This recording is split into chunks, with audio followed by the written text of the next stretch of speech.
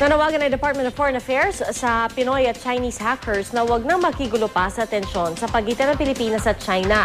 Sa gitna naman ng pagdaraos ng balikatan exercises, hindi raw nababahala ang Pilipinas at Amerika sa paglulunsad ng joint naval exercises ng China at Russia. Balita hatid ni Salima Refran. Nanawagan ng Department of Foreign Affairs sa mga Pinoy at Chinese hackers na huwag nang gatungan pang tensyon sa pagitan ng Pilipinas at China kaugnay sa agawan sa ilang teritoryo sa West Philippine Sea. Yan ay matapos mahack ng pinaniniwalaang Filipino hackers ang isang Chinese government website kung saan giniit nila na pag-aari ng Pilipinas ang Spratly Islands. Gayun din ang website ng Chinese University Media Union kung saan giniit naman na pag-aari ng Pilipinas ang Panatag Shoal. Hindi pa rin ma-access ang parehong website hanggang ngayon.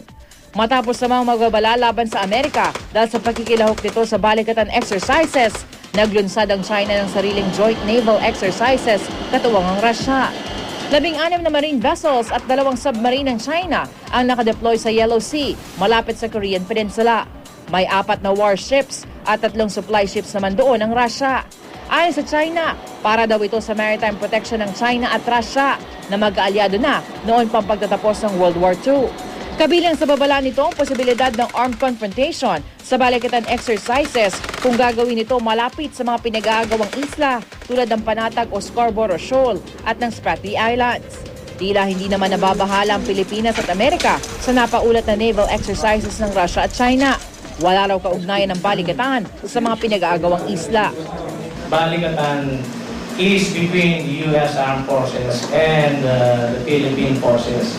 Never was China mentioned or will ever be mentioned in our planning nor in our execution. The Mutual Defense Treaty is a very serious treaty that the United States takes very seriously. Sa balikatan exercises sa Palawan, ibinida ang mga makabagong pasilidad ng US Marines tulad ng C-130 cargo planes at robot na kayang sumuri ng bomba. Nagkaroon na rin ng military drill sa Fort Magsaysay sa Palayan, Nueva Ecija.